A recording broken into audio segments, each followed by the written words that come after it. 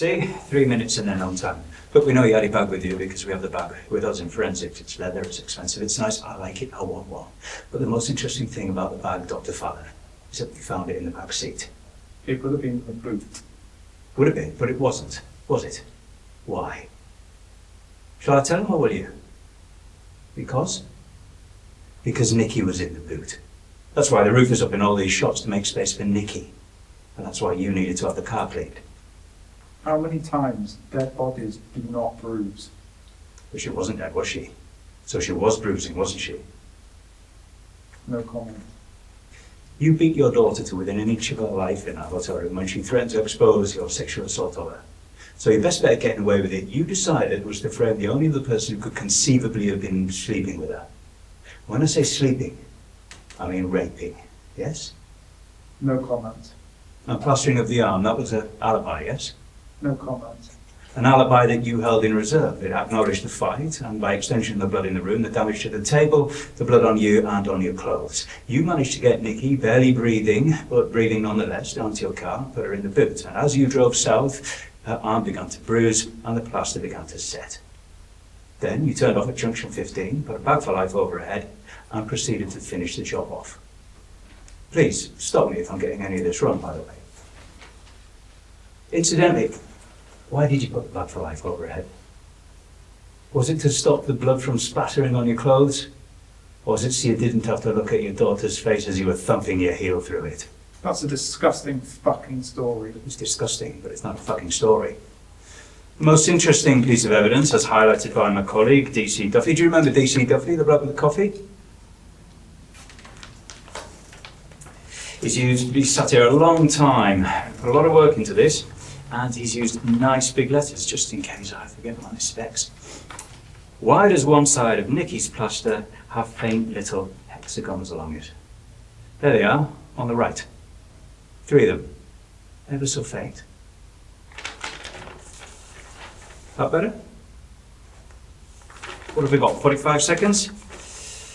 Any thoughts on that? No? Don't worry, Duffy's done the hard work for us. Go to page 32. Nice big letters. So, as Nicky was laying there in the boot, her arm busily bruising, the rubber matting in the boot was leaving an imprint on her plaster. See, once you've seen them, you can't unsee them, can you? And Duffy's put here another post-it, boot mat unique to an Audi S3. I like that. That is helpful. It's 6:30 p.m. Dr. Fallon will be charging you with the rape and murder of Nicky Fallon. You'll be taken downstairs. Chris? How you doing, man? Sit down. Hey, I'm not asking. Who the fuck are you? All right, then, standing up. Where's me gun, dickhead? Do I have to say it again? What are you on about? Are we acting daft? Feels like we're acting daft and I can't be arsed with acting daft. Okay then, fuck it, you owe me 10 grand. I've had to pay someone to deal with Hodgkin. Plus I'm out of pocket for the strap, so I reckon that comes to about 10 grand. Deal with him? Yeah, deal with him. Just think I wanted to do, but if you'd have done what you're supposed to do. It was supposed to be just drugs. Fucking gun. Nobody's saying nothing about I would have guns. had to plant the gun if you hadn't fucked up the stop.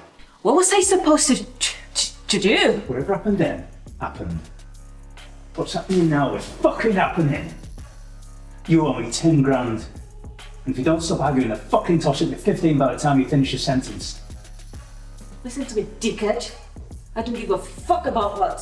So that's 15 grand by the end of the week. Okay then? Sorted. You can have that.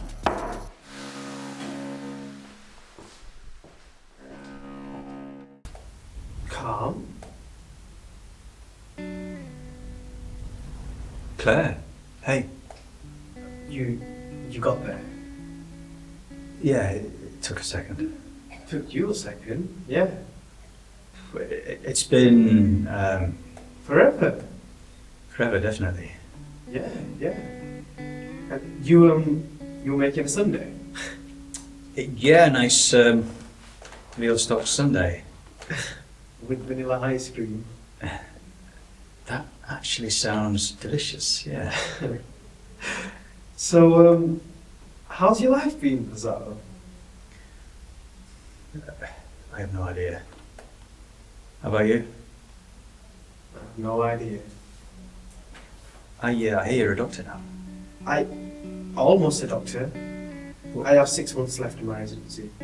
What kind of doctor? Emergency medicine? Oh, wow. That sounds intense. Yeah, it isn't chill.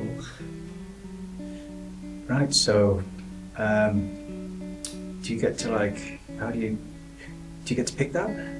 Yeah, you do. So what are you doing? I'm opening a restaurant.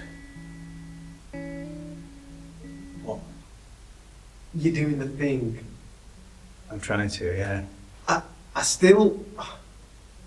I love the name. The name? You don't remember the name? Of course I remember the name. No, I don't think we didn't even tell anybody the name. You 100% told me the name. I bet you £1 million you don't know the name. Okay, well, prepare to be out of £1 million then. How do you remember the name? Because you're the bear. And I remember you.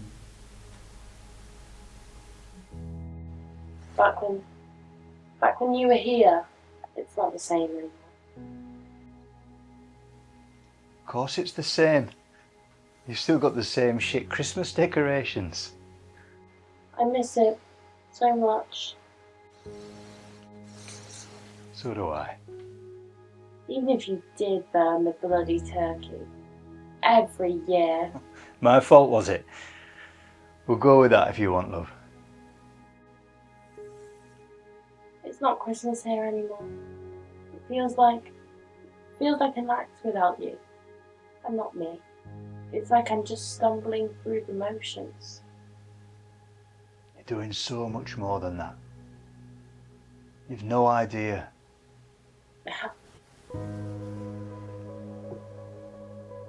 I'm here, love. Right here. I can't even bring myself to go up to the loft. Our old box of decorations, tangled lights, your crummy old ornaments. We used to laugh so much untangling those lights. Those lights. Never did get them right, did we? It's not the same without you. Just isn't. I hear you telling me to hang up that tatty old star, or laughing at me for fighting with tinsel. I need you here.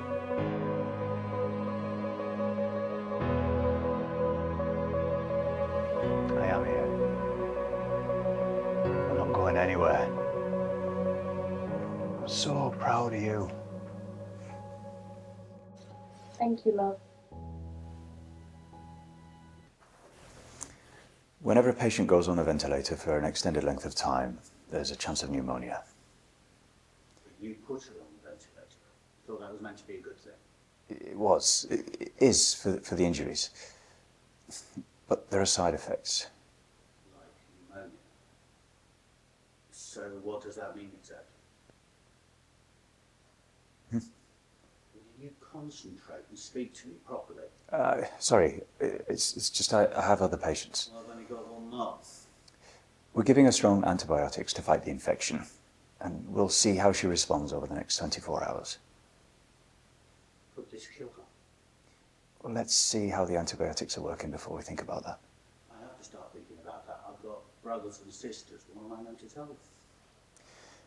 If we can get the infection under control, then it's unlikely she'll die.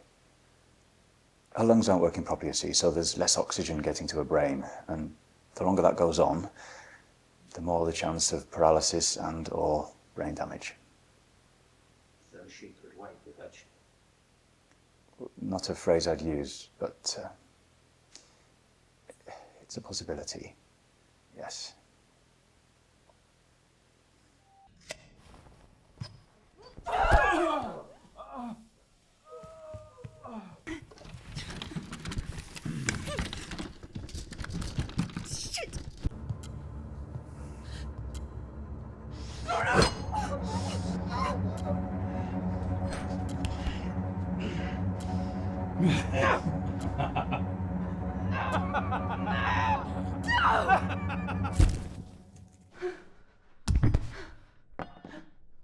All we want is a smile.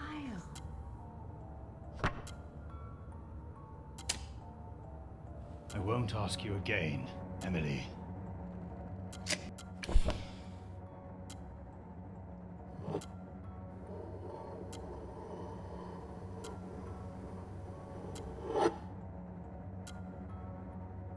You'll always be that crying child, won't you, Emily? They are afraid, Miss Taylor, of what they don't understand about the human mind and its workings and why sometimes it goes wrong. Some of those people that you see on the other side of those walls walking by are the very same people that volunteer their time every day to come here to make the lives of our inmates the best they can be. They care a great deal about others. Their efforts are, I should think, to be considered as, well, heroic. Still looks and feels like a bloody prison. Apologies, Doctor. Mother says a lady should never swear, not without good cause. It may appear as if a prison, Miss Taylor, but the newly created Metropolitan Asylums Board needed facilities sufficiently large enough to house the goodly number of people that require the special kind of help that only these kind of institutions can provide. And prisons are what they had experience in building. Besides, Miss Taylor, you have free roam of the ample grounds. They took her from me. My baby! They took her from me and then they put me in a room, not a nice room, a room with mattresses on the walls and not even... That was for your own safety, Lily. You were not doing very well at all when your father committed you with us 6 months ago. Yeah. Hey, be careful. Nobody's supposed to be standing here.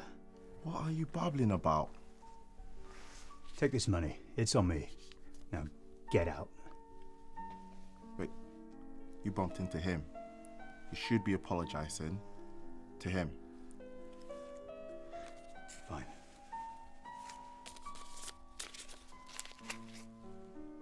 Cheers. Did I tell you that's how I know Daniel from the post office, sorting office actually. We go back ever since I rescued him from that sausage dog attack. This was back in 1987. It wasn't one of them little sausage dogs either. It was like one of them. Remember them big sausage dogs you used to get? Well, they used to be about that big, didn't they? These sausage dogs. Little bulldogs, really. Yeah, angry things, really. Anyway, he attached himself onto Daniel, and I rescued Daniel from the dog, and we've been mates ever since.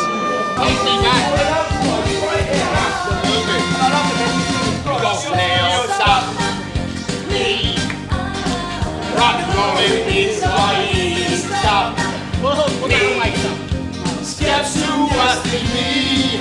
Stop me. Tell me everything I need. Yes. Now.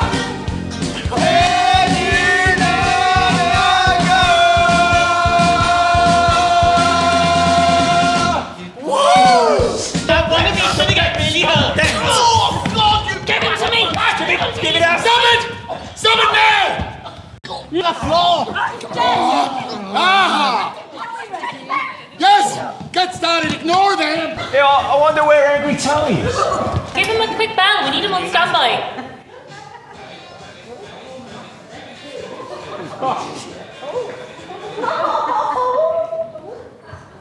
Davy boy, did I miss anything? I got a bit lost finding the toilets. Bit funny that your shirt's undone, Tone. You don't need to take it all off to go for a piss, you know? Yeah.